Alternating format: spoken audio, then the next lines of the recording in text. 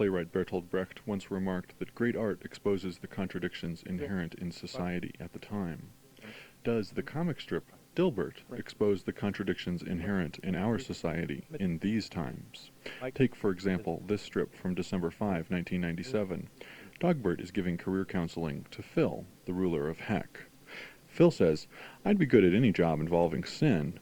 Perhaps I could do something related to bingo or budgeting." What about marketing? "I have a soul. It's just a small one." Gotcha. No marketing, no auditing, no garment manufacturing. Join us Tuesday, 6 p.m. on Hemispheres. We'll be discussing Dilbert and the trouble with Dilbert, how corporate culture gets the last laugh, with author Norman Solomon.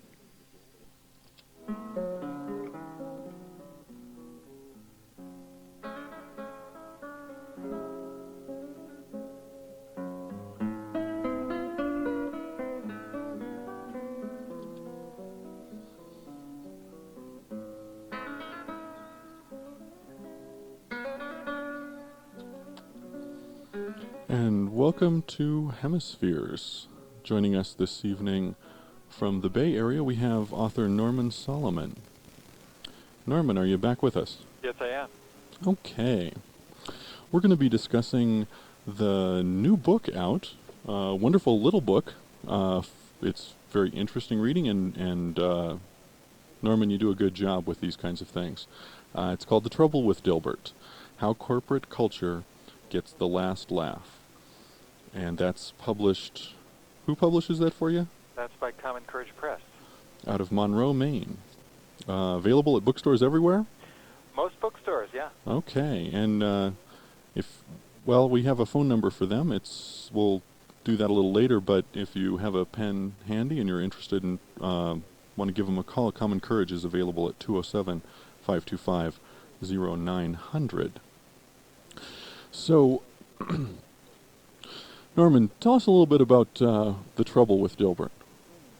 Well, it's really an analysis of the role of not just the Dilbert comic, but the Dilbert books that include major bestsellers that are primarily essays by Scott Adams on the nature of work, of corporate America, really the meaning of life at the high-tech end of the 20th century.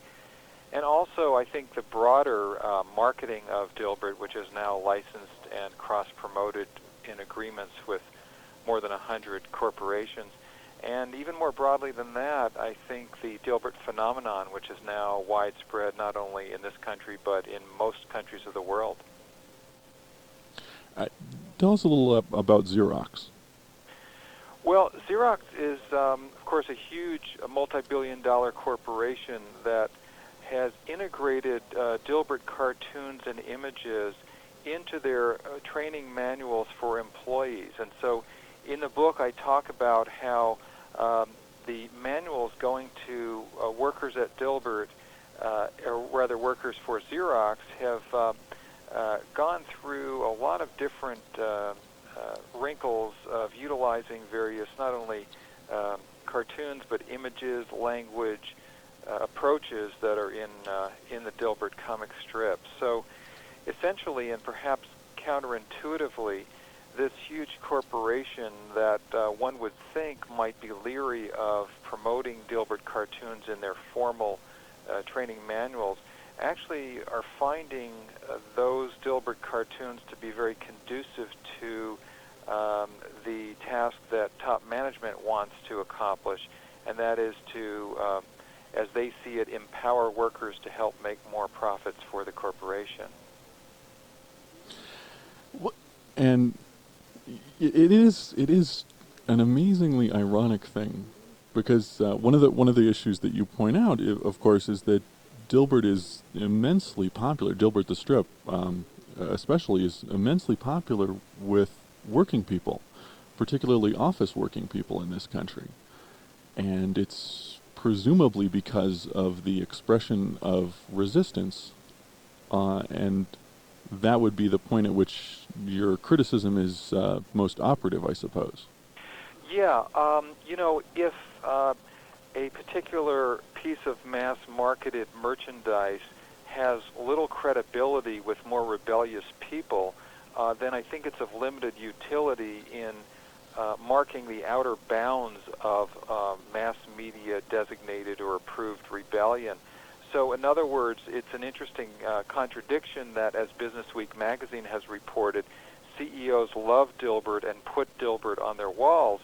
But I think even more important is the fact that mass-marketed, corporatized cultural products are able to define and channel the outward boundaries of resistance or rebellion. And I talk in the book about a phenomenon that has been pumped up, for instance, in Wired magazine, where the notion of how to rebel is being redefined in the guise of being against the old hidebound corporate bureaucracies. And rebellion is defined as finding ways to overcome the opposition of management and persevering to show that as an employee, you can help the corporation make a larger profit. This is a very different spin put on rebellion than people might have assumed rebellion would be more appropriate to do. Obviously, if people want to create social change, they don't create it by helping the people running major corporations to make bigger profits. And yet I think step by step we've been moved sideways through the mass-marketed process to accept that kind of definition quite often. And you also have written other books, other kinds of media criticism. How would you fit this particular piece, your analysis of Dilbert, into that larger project? Well, I think that mass-marketed cultural products are similar in many ways to mass-marketed news products in that what's apparent is not particularly real. I mean, go back to the 1960s where many people became convinced, especially after the fact, that the major television networks were forces for the anti-war movement. And many people felt that Walter Cronkite was some kind of anti-war advocate. Well, that's totally ahistorical. It's not real. It was what I think we can call a projection, where people look into mass media and assume that the propaganda function of the New York Times, for instance, or the Boulder Camera or the Denver Post is different than what it actually is. And I think that there's a tendency for us to assume that we readjust the set, so to speak, when we're watching TV, or we somehow can counteract the propaganda functions, or even worse, we assume that those functions are different than what they actually are. So to take another example, I mean, we're talking about Dilbert here, or we're talking here about news coverage perhaps, but look at the commercials that you see on TV every day. Those commercials are not totally separate from people's fears and angers and insights and irony and cynicism. In fact, part of what is so effective about TV commercials is that it hooks into very real feelings and emotions and perceptions. The same could be said about Newt Gingrich or Bill Clinton, that there's something that resonates in what comes across the tube or in print, but the fact that some of it resonates doesn't change the reality that there are other agendas running and other effects from a propaganda standpoint. I should mention that I did invite Scott Adams to participate in this discussion and never heard back from him. Yeah, he has.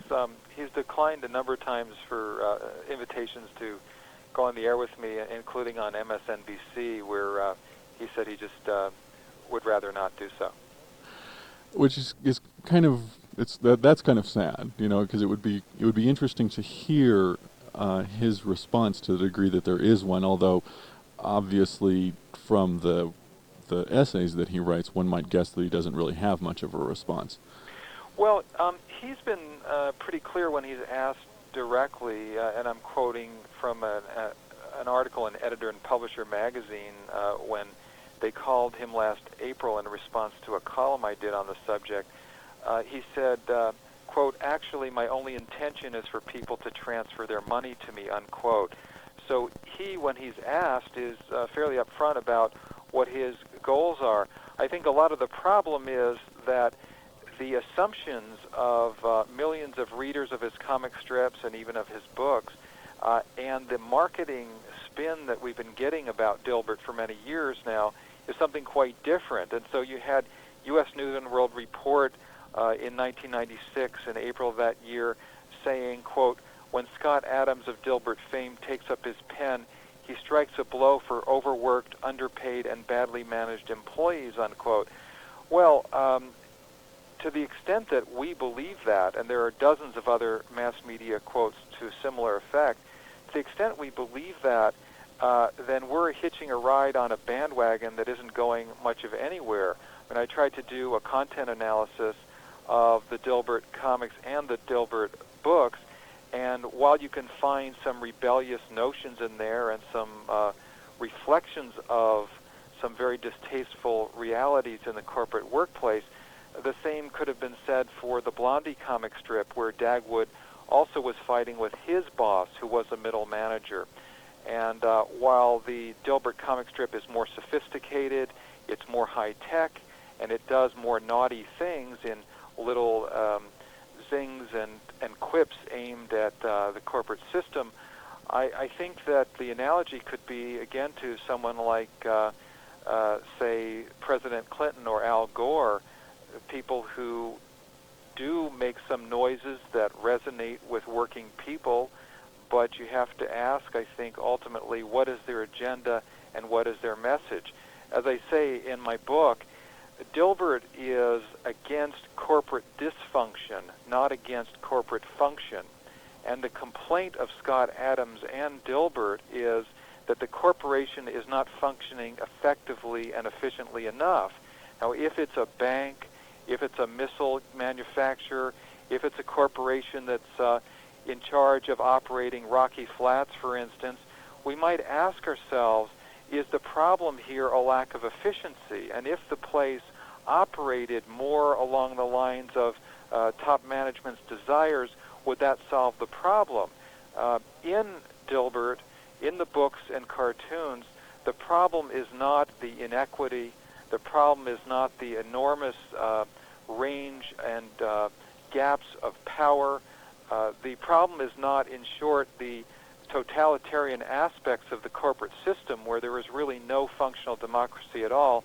The problem in Dilbert is insufficient efficiency, and I think that is a huge distinction. That's actually an important point that I want to dwell on for just a bit. We are going to be taking calls in 10, 15 minutes from listeners. If you have some opinions of your own about Dilbert or some questions for Norman about his book. And the issue that fascinates me most is connected with the promo that I was doing with the quote from Brecht about art.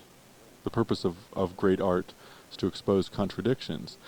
And it strikes me that it is that Dilbert does, certainly at least at times, expose contradictions that are inherent in capitalism, which is the point that Brecht was on about. And if, yeah. okay. I think that's true. I also think that Time and Newsweek expose contradictions in every issue of those magazines. I think the Wall Street Journal, if you look through it, you can find a lot of contradictions reflected there. And certainly Billy Graham, if you listen to a sermon by Billy Graham, you will see some of this lamenting about, the absence of space for the soul in the modern workplace or in corporate America. That doesn't make any of those outlets, including Dilbert, any sort of radical critique of corporate America or the way that the modern corporation is dominating our lives and our economy and foreclosing possibilities and sitting on the windpipe of the First Amendment. Brecht also said that art should be not just a mirror held up to society, but a hammer used to change it. And the kind of change that Scott Adams clearly advocates in his books of essays, The Dilbert Principle and The Dilbert Future, is a more efficient, more functional corporate system in which democracy is no more on the table then as it is now. And so I think, a question for us remains, what kind of future do we want to create? Well, and I think there's a larger question too about, what does it mean for art to be a hammer? What is the most that we can expect? And because when I was reading the book and thinking about Brecht, I thought about his play Mother Courage, and clearly, Mother Courage is not a hero. In no way is Brecht saying that anyone should model Mother Courage. In fact, he's saying the opposite. And maybe it's just where I'm coming from, that when I read Dilbert, I get that kind of message a lot, that Dilbert is not someone to be emulated, but someone to be studied so that you can do the opposite. Well, yeah, that's exactly what Xerox management says in their handbook, where they use Dilbert. They say Dilbert is not anything we should imitate. We should do the opposite of Dilbert. And I think the Xerox Corporation top managers feel that way. Now, whether that makes Dilbert a critique of corporate capitalism in any respect is a whole other matter. I think what may be relevant at this spot in our conversation is that Dilbert is not just a first step. It is also the last step. It's not functionally an avenue that explores the problems and contradictions of the corporate workplace and how we can respond. It is a cul-de-sac. It is a circle that day after day and year after year, the same ground is covered again and again. In other words, it doesn't go anywhere. It's a bandwagon that doesn't go anywhere other than make more money for Scott Adams. And no wonder the CEOs of Intel and Xerox and American Airlines and other huge companies have signed on and cut these promotional deals, because I think they understand full well there's nothing at all damaging or threatening to them in the entire Dilbert mania that has swept much of the world. And I think that explains why Office Depot has begun to run these national commercials featuring a talking Dilbert to promote their products, when Office Depot is the largest retailer of office supplies in the world. Well, what is it that should be done differently? Well, given Scott Adams' goals, which he's enunciated to make as much millions of dollars as he can, I don't think anything should be done differently. I think he's doing a great job. Well, no. In terms of a radical critique and radical art, yeah. Which I take it is your really question there.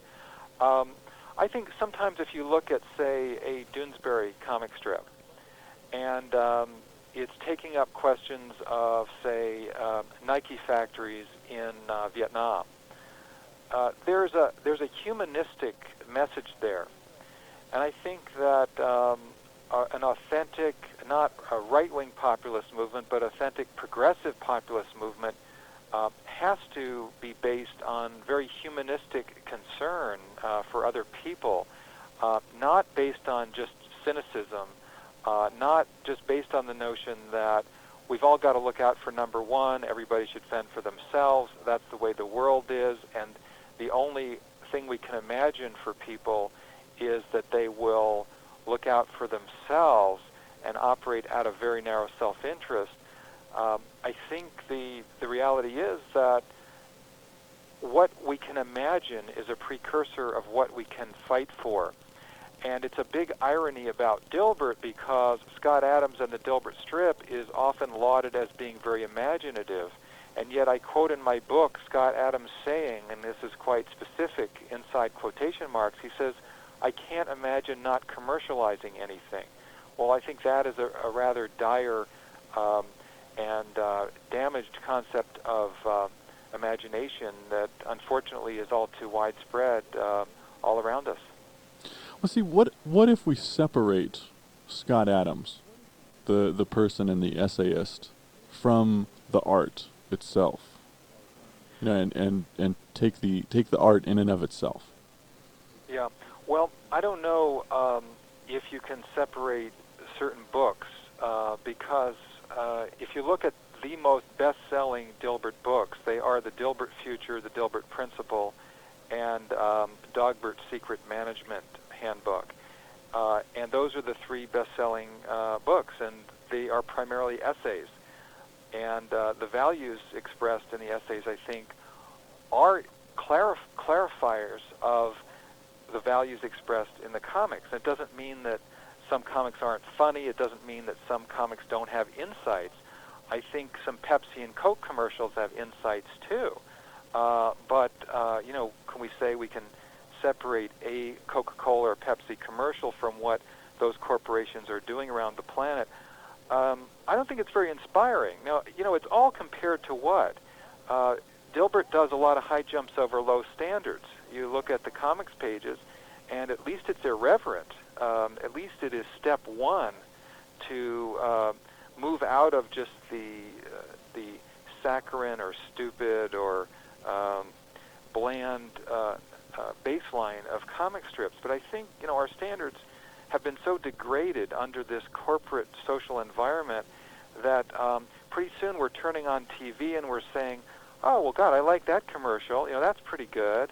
And then it's like NYPD Blue is supposed to be great art, and on and on. I think if we had very progressive, populist, radical art in this country that was disseminated by mass media, we would be in shock because our standards are so low that we praise stuff that is often just mediocre or reinforcing of corporate mindsets. And I should mention this is Hemispheres, and we're speaking with Norman Solomon, author of the book The Trouble with Dilbert. If you have any thoughts you'd like to share with us or questions, please give us a call at 449-4885 or 1-800-737-3030. Let's see. I brought in a few strips that I thought were kind of indicative of the view that I have of Dilbert, because I have to confess, after reading the book, I still think that there is good art going on in Dilbert. And for example, August 12th, Dilbert's talking to Wally, and he says, "There's a rumor the company's moving to South Dakota for tax reasons." Wally says, "Do you seriously think they would disrupt the lives of thousands of employees just to save money on taxes?" And Dilbert says, "I think they'd kill us in our sleep and sell our organs if the return on investment was good." Mm-hmm. Now, of course, you would bring up the what maybe is actually the punchline as Scott Adams intended it, which is Wally's line, "Stop it, I'll be afraid to sleep in my cubicle now," which is the dead end part. But the notion that someone in the mass media is saying that capitalists would slaughter workers to make money, that's radical. The main message there, I think, because there's nothing else in there, and because it's repeated again and again, it's a kind of a gallows humor, where prisoners of minimum security in the corporate workplace do have their gallows humor, and I suppose it's better than nothing, but that's kind of a low standard. I mean, what is another part of the picture is that Scott Adams is publicly endorsing the managements and the products of the corporations that are making those kind of choices. And what he's doing is he's working both sides of a lucrative street, and with friends like that, working people don't need any enemies. It's really a dead end, and I think if we become enthusiastic about one of the threads of a tapestry that is really mystifying rather than clarifying, I don't think it gets us very far. I mean, Scott Adams says in the last chapter of his book, The Dilbert Future, his most recent book, that he's going to turn off the humor mode in that chapter, and he proceeds to say, and I'm quoting here, "Maybe your odds are a matter of your control," unquote. And he asserts very unequivocally that through the use of affirmations, he personally has been able to control his own odds of success, and he thinks other people have that option also. Well, you don't need to be a rocket scientist or a social scientist to know where that kind of thing leads. It means that if you're living in a low-income area of Denver or New York, or you were born in Angola or Guatemala or Brazil in a slum, or impoverished village, that you've chosen your odds, and if you remain there, you also are choosing your odds. Well, that's an ideology that has been popular for those who benefit from great injustice and inequity for hundreds of years, and I think that it's something we ought to take a close look at. Well, I'm not interested in advocating anything that Scott Adams writes in essays, because I think that those things are radically separate, and I mean, as you're saying, he's playing both sides. But I want to come back to the question of how much can we really expect from art? Oh, I think we could expect much better. I mean, let's look at films, for instance. If you look at a film by Costa Gavras, a State of Siege or Missing, those are films, and they're films that are done, I think, with art, with technique, and they are very political. And as we could say about a book or a film, for that matter, titled The Grapes of Wrath, we can certainly say from our own direct experience of those works of art that there's something that resonates, that's powerful, and that works on a lot of different artistic, emotional, human, and political levels. When we use those kind of standards, I think then our field of vision really shifts, and Dilbert is not really a blip on that screen, I would say. Well, but still, those are a lot of those things. Those evaluations are subjective, and I know in the studies that I've done of culture, one of the questions that's constantly come up is, can we think of examples where art has actually caused change? I mean, that would really be the ideal, wouldn't it? That if someone, a great filmmaker, created something that was so inspiring or so challenging that it was directly motivating people to act, to make change. And can you think of any examples of that? Well, I think it's always in context, because it's not just the creative work; it's also the person that encounters the creative work. And I think during the Vietnam War, say someone who happened to hear an anti-war song, whether it was by Joan Baez or Country Joe and the Fish, and that interacted, with other things going on and other concerns that were in the air. Yeah, I think people can be moved, literally be moved to take action. But I don't think that any piece of art itself does that. It's like anything else. It's up to us to respond, and I think to encourage ourselves and each other to have higher standards as to what is possible, not only in art but in our own lives. Because otherwise, we could take a speech by Bill Clinton or a specific action by Bill Clinton, and we could say, oh, that guy's pretty good. He really articulates something that's real. It's a criticism of something in this economy that I don't like, and therefore he's a positive force. Whereas I would argue that Bill Clinton is one of the most disastrous political leaders for the people of this planet for decades. But is it fair to evaluate art by the standards that you would evaluate political speech? And particularly from an acting president, where there clearly are other things to evaluate.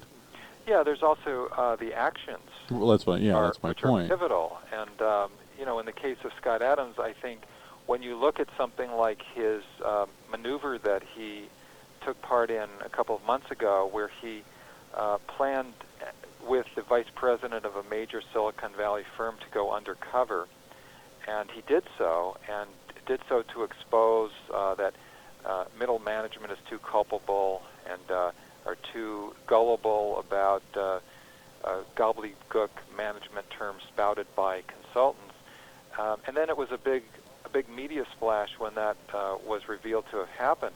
Well, that it didn't surprise me at all. But what would have shocked me to the point of risking a heart attack would be to hear that Scott Adams lent his prestige and his visibility to working people by going undercover to a service employees union membership to help them expose their real life circumstances in the workplace. I'd be astonished if he went to a sweatshop to expose not the problems of top management, but the problems of somebody who's working for $5 an hour.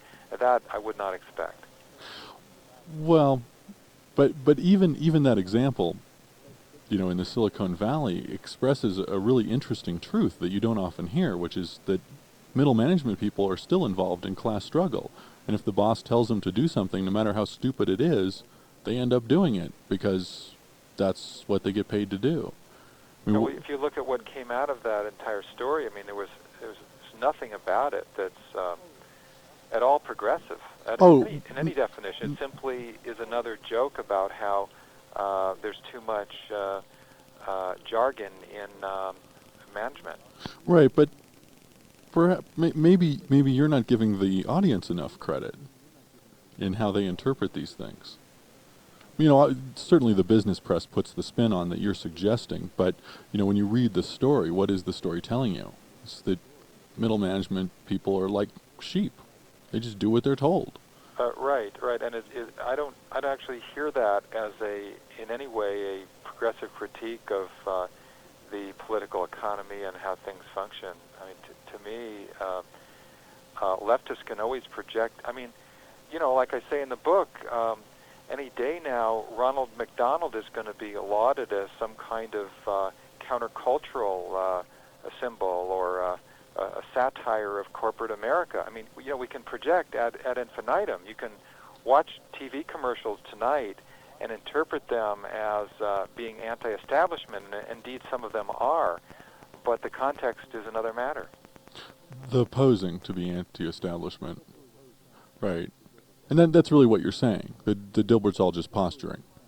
Yeah, I think it has. It's part of a phenomenon which is not only corporately accepted, but corporately driven, and that it is one of the reasons it's insidious is that it's put forward as representing the way that people can rebel. And in fact, it's put forward as the ultimate office rebellion. And if you look through the clips of major articles about Dilbert, you see this again and again, that people are rebelling by putting Dilbert posters up on their walls at work or at home. Well, if that's the prescribed method of rebellion that we are supposed to buy into, then no wonder top management is in love with Dilbert. I think that at that level alone, it's a very corrosive kind of an activity and kind of a phenomenon. And then you look at another major theme, which is absolutely central to the cartoons on a weekly basis, and that is the important emphasis put on efficiency. That the real problem in the workplace, that Dilbert would be happy if he's just allowed to function efficiently and do his work.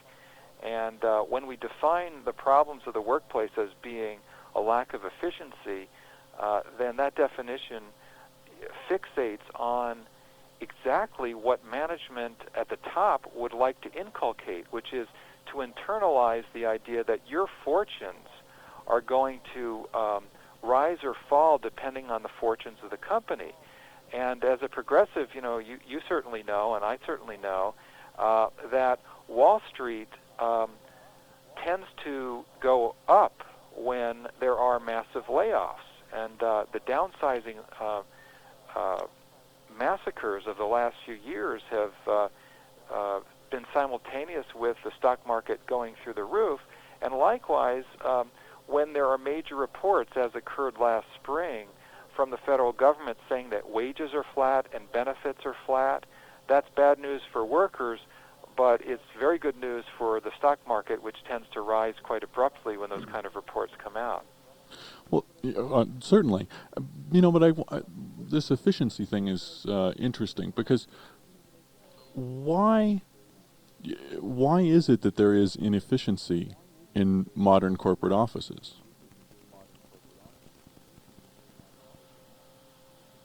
Well, I guess I'd ask why. Why is that even our problem? Well, the interesting thing, I see, it strikes me that the reason that there is inefficiency in the office place is because of class struggle, and that no one is willing to talk about the class struggle. So, like, okay, let me bring out another strip. This one's from March 10. And Dilbert's sitting in his little cubicle thinking and holding a piece of paper. He says, "And now for the most absurd activity of the week, the time card. There's no project code for staring at the wall and fretting about the reorganization. I'll call it training." And then he's handing the thing in, and he says to the secretary, "Before I worked here, I wasn't a thief or a liar." And she says, "You can't get that kind of training in school." And it occurs to me that's talking about the class struggle. I mean, Well, why is Dilbert fretting about reorganization except for class struggle? Yeah, I think there's a huge difference between class struggle and manifestations of class relations. I think it's a manifestation of class relations. The fact that somebody stole my car last year, actually stole my wife's car, I don't know, is that class struggle? The fact that there's crime is certainly a response to huge class inequities, but I don't really consider robbery to be part of class struggle. Well, okay, how'd you get to robbery? Well, or theft, or people stealing things in the workplace. I'm not sure that's class struggle per se, particularly when it's individualized in the context of everybody out for themselves. I guess maybe I'm missing the point, but I don't see any of that as an encouragement or incitement or even reflection of class struggle as I understand it, which requires unions, which requires people seeing each other in solidarity rather than every lobster for themselves trying to crawl out of the tank. Well, certainly for it to have any success, it does. But, I recall a TV Nation piece that Michael Moore did, when that was on a couple of years ago, and he had one segment that was about sabotage in the workplace, and that there is, and I know there are people who have studied and have written about this, that is a strong form of at least resistance at some level. Now, indeed, it is very isolated, and in the end, it is going to be ineffectual if it doesn't manifest something more collective. But the fact that people are resisting rather than simply accepting, I think that says something. Yeah, I think it says something. I don't think it is a manifestation of political activity, and I think as a role model, I don't see anything in Dilbert that's a role model for anything positive. But if it's telling a truth, see, I think that's what Brecht was getting at. That if it's telling a truth, even if that's an unpleasant truth, and certainly from a left perspective, that kind of sabotage in the workplace as a form of resistance is actually very sad, because it's not going to go anywhere unless it changes forms. But if it's real, then that's a truth that we should be acknowledging. I see a lot of stuff that's real in the New York Times news pages every day. That doesn't mean I think that the New York Times is in any way a force for progressive analysis or organizing. I keep coming back to how sharply the contradictions are even depicted. I mean, even if you just take part of the Brecht statement I quoted, where he said, that art shouldn't just be a mirror, it should be a hammer to change, not just a mirror for what exists. But these days, the media being so bad, I think we would settle quite often for a very clear, high-quality mirror. We would be very happy with that. And one of the many problems with Dilbert and the Dilbert phenomenon is that it's not a clear mirror, that in any way that provides context, that in any way has an attention to humanistic aspects, you're going to see certain things, and you do see certain things in the comic strip again and again, and they're listed in the book, The Trouble with Dilbert. Stupid bosses, stupid management practices and buzzwords, stupid coworkers, stupid people in other departments, stupid temps, interns, and consultants, stupid technological innovations. You will see a few things which, to its credit, Dilbert acknowledges: outsourcing of labor to temporary help, staff restructuring as a result of downsizing and corporate takeovers, longer expanded work days, and minimizing of physical space in the form of cubicles. But then you look at what is totally out of the Dilbert picture that is rarely, if ever, mentioned, and it's an extremely long list, including workplace racism and gender bias. As a matter of fact, the only place that a feminist appears in the Dilbert comics is occasionally a woman wielding a crossbow who pounds on men. Scott Adams says explicitly in his books that diversity training is a waste of time, that training against sexual harassment is a waste of time. So it's not just that he leaves that out of his picture, but when he has a chance, he goes out of his way to deride some of these measures that are being used to mitigate oppressive working conditions.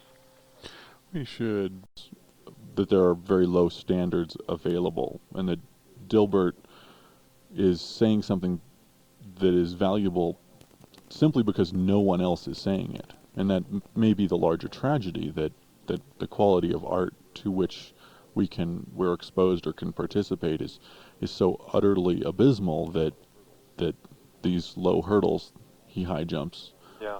really allow him to distinguish what he does in that marketplace. So that's a much larger problem. Right, I agree. It's very much of a context. I mean, in a certain environment, if you could get a Louis L'Amour book or a Zane Grey book, you would be thrilled, because then you wouldn't have to read Reader's Digest. I've actually been in jail cells where that was the situation. So I think if we're clear on that, then at least we can talk about context, and we can talk about what something offers and what it doesn't. I guess I'm very concerned about the slippery slope that not only that Scott Adams has jumped down, which is the commercialization of everything that he's doing to maximize profits for himself, and cutting deals with the very corporate forces that are cruelly treating so many workers, but our own slippery slopes, that we are so acculturated to this commercialized society that something that's shocking one year becomes matter of fact the next. And I mean, even public radio is a great example, where one year we're hearing commercialization of National Public Radio, and we're taken aback, or we're watching the NewsHour with Jim Lehrer, and the plugs for agribusiness giant Archer Daniels Midland first appears, and then it gets longer and longer as the years go by, and we become acculturated to it, and actually it's getting worse, but we're getting more and more accustomed to it, and we're getting more and more acceptant of it. On the subject of the vision for alternatives in this kind of criticism, one thing that I found very interesting in the book is the way that you end with Chapter 8. Yeah. Discussion of Ariel Dorfman's book, How to Read Donald Duck. Could you tell us just a little bit about that inspiration? Well, I appreciate you bringing it up, because it's to me very important, and also I think in response to this book, there has really not been that much comment on it in reviews or the attacks on the book, of which there have been quite a few. Ariel Dorfman, about 10 years after co-authoring How to Read Donald Duck, did a book of essays called The Empire's Old Clothes. And to back up, How to Read Donald Duck, Parler al Pater Donald, was burned by the fascists in the fall of 1973, the Pinochet junta, when they took over. And so the critique of Donald Duck that was in the book that Dorfman co-authored was understood to be quite threatening to the ideology of Pinochet and his fellow generals, and hence, as I say, the book was burned. In his book of essays, The Empire's Old Clothes, Dorfman talks about how what he calls industrial-produced fiction has become one of the main shapers of our emotions and he says, our intellect in the 20th century. And he goes on to say, and I'm quoting here, although these stories are supposed merely to entertain us, they constantly give us a secret education. We are not only taught certain styles of violence, the latest fashions, and sex roles by TV, movies, magazines, and comic strips, we are also taught how to succeed, how to love, how to buy, how to conquer, how to forget the past and suppress the future. We are taught more than anything else how not to rebel. And I think that summarizes a whole lot of the mass media, whether news or cultural products that we're getting on a daily basis. And I noticed that we have a call here. Let's check in with Anand. Hi. Hello. I joined a little late, so maybe you've already talked about it. What I found is that the people who I've seen who really admire Dilbert are people who are very much part of the high-flying establishment, and I've always thought that it's a way to trivialize the serious problems that lurk underneath. And so the question I wanted to ask is, why are we talking about Dilbert as an art form that is progressive in nature at all? Because I'm a troublemaker. Well, I think that the widely believed perception is that Dilbert is an anti-establishment figure, and that he's a symbol that's anti-establishment. And that's been that's been part of the marketing approach of Dilbert, and a lot of people buy it, and so I guess that's why we're having the discussion. Okay, thanks, Anand. We'll take another call here. We have Anthony. Hi. Hello. I just wanted to say that it's real. I find it very amusing that people on the far right, people on the far left, always impugn newspapers such as. I'm just making one quick comment about a comment, such as New York Times or Washington Post. On the right, they say it's a voice of the left. On the left, they say it's a voice of the right. And for a moderate like myself, that must mean it's my paper. I don't understand that. What would your comment be on that? Do you own the New York Times? The notion that if Oh, something's wait. attacked by the right and left, it must be okay, is not one that makes sense to me. If you're a moderate, it does. Yeah. I mean, because I listen to a lot of the right-wing radio, and it's just, frankly, a lot of it's quite disturbing. I listen to some of the more left-wing radio, which is, unfortunately, there's not that much of it. I think I wish there was a more balance there. I really do. But the thing is that I find that neither one of them answers to my concerns, and I find both of them really, in many ways, not really relevant to what the reality is. For example being is that I've lived in Eastern Europe. My wife is from Eastern Europe, and the solutions that they used there for 50 years, in Romania's case, 75, in Soviet Union's case, they didn't work. And vice versa, the solutions that were used in Nazi Germany didn't either. But what I'm getting at, the point is that the most prosperous countries with the most prosperous populations have been the ones that have towed a middle ground. And that's I mean, I understand that you're not going to agree, but I just don't think that I don't think that these are answers. Well, actually, I think there's a lot of truth in what you're saying. The middle ground that you refer to is being pulled rightward and pulled by forces like the International Monetary Fund and huge multinational capital, being pulled at a rather rapid rate. So I think that middle ground is moving right from under us. In terms of media, I think maybe we could all agree that we need to support stations like KGNU because just on the basis of balance, the AM and FM radio bands are so far to the right that we need to support other voices and other perspectives. I'm afraid that the term moderate is a misnomer in American politics because moderate is applied to, say, well, the governor of the state where I live, California, where thousands of immigrant children are being dumped off food stamps and threatened with being dumped off health care. This is by somebody who we're told is moderate, and moderate implies... Well, he did that to get reelected. He's a populist. Well, the term... Well, I don't know about that, but the term moderate is usually applied to, say, more or less in the middle, which is to say supporting more or less the status quo. This is a status quo with enormous gaps between rich and poor, a status quo where 13 million children a year around the planet die, according to the UN, for want of a few cents worth of vitamins and nutrition for the most part, in most of those 13 million cases.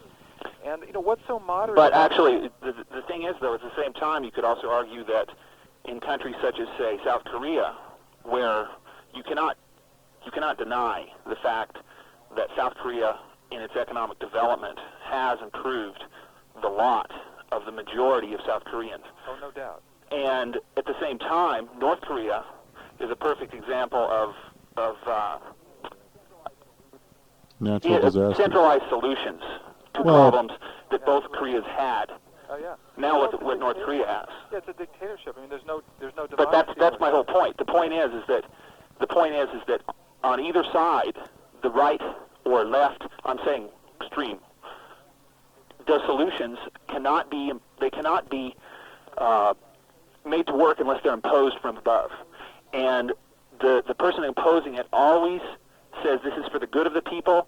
It's a temporary measure. When we get this society developed that we want, then we'll go back. But it never works that way because it can't. Yeah, I think you're right on that point, and I would just add that we're moving rapidly into a global situation where the multi-billion-dollar banks and multinational corporations behind the IMF and the World Bank are imposing a new regimen, and that regimen means structural adjustment in scores of countries that will cut back on basic nutrition and health care and social services because they want to cut government budgets. Well, a lot of the reasons, though, in a lot of the countries, my personal interest is in Europe. And in Europe's case, a lot of the cutbacks are the result of the fact that they lived beyond their means for 50 years. Well, tell me, since you're so focused on Eastern Europe, tell me what has happened to health standards in Eastern Europe in the last 5 or 6 years.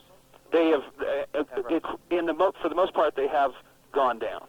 Oh, and I think that's an understatement. You look at health standards in the former Soviet Union, particularly Russia, and health standards in Eastern Europe, and there is a disaster going on right now. Exactly, but the one of the reasons for that is the fact that these countries, at the end, in 1989, the general fall of communism in Eastern Europe, 89 through 91, right, these countries were to the point economically where they could not afford to spend another dime.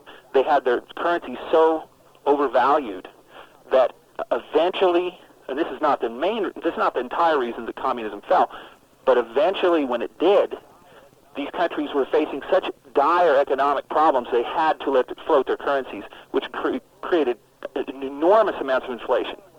And it tore away its savings and all these things. And I'm not saying this is good, but I'm saying this is reality. And the fact is that today, these people are suffering because of the policies of the past. But in Romania, for example, I'll compare Romania to, say, let's say Poland. Okay, Poland is improving. There's no doubt about it. Poland has bottomed out and is improving. Romania is still heading down. One of the reasons Romania is heading down is because the government, the post-Ceausescu government, tried to maintain the status quo economically. And 7 years later, Romania was on its knees. They elected in last year a new government, which had no connections to the old dictatorship of Ceausescu. And now this government is taking some of the same measures that Poland, Hungary, Czech Republic took. Now, that's not saying, hopefully they'll learn from some of their mistakes, because there were certainly mistakes. Czech Republic banking system is a mess because it was totally unregulated, and it was eaten up with corruption, eaten up with people making a fortune off of privatizations which did not go to the benefit of the people, but to a few. Wait, guys, I'm going to have to interrupt here. Absolutely a key point. We do have a couple other callers waiting, and let's try Tom here. Hi. Hello? Hello. Yes. I want to take a little shotgun approach about readership, authors, subsidization in two different worlds. When the Berlin Wall was up, there was a study that was in one of the progressive magazines about the readership on the West. It was a high readership of medium depth stuff, but a lot of people read.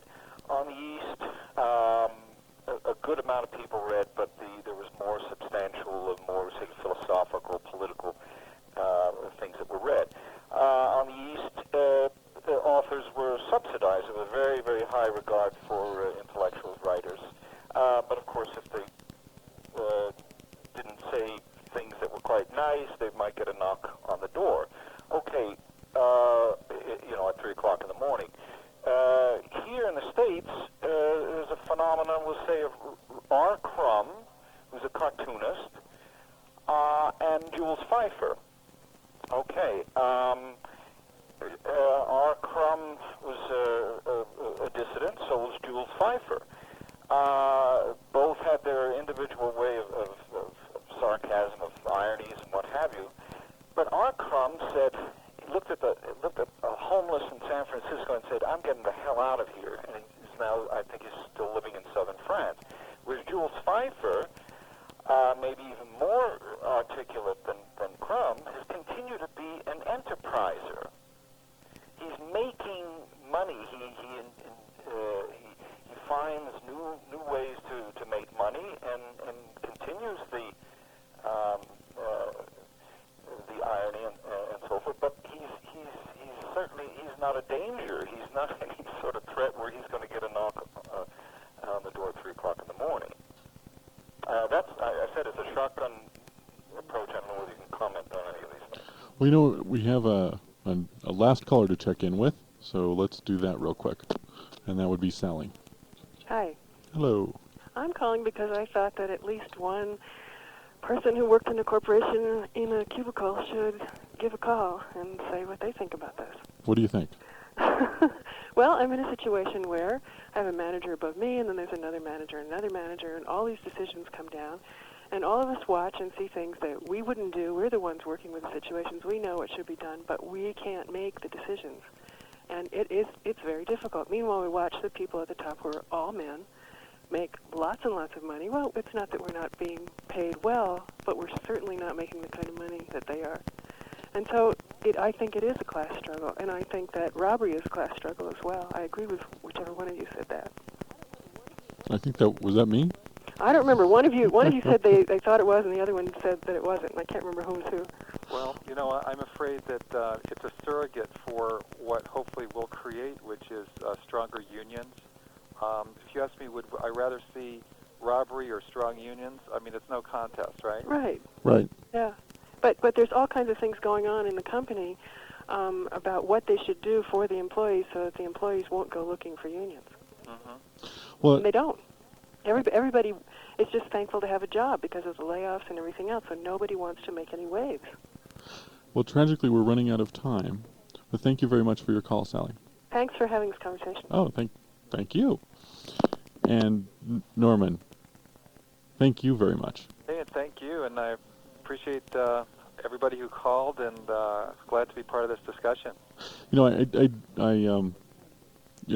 was giving you a little bit of a hard time because we have a slightly different opinion, but I think it's clear that in the end, what you're doing with this book is very important in our culture, and that people need to say the kinds of things that you're saying. Well, thanks for the chance to talk to people in the Boulder area. And hopefully we'll have you on again sometime soon. Thanks very much. Okay, nighty-night. And I should remind you all that we've been speaking with Norman Solomon, author of The Trouble with Dilbert, How Corporate Culture Gets the Last Laugh.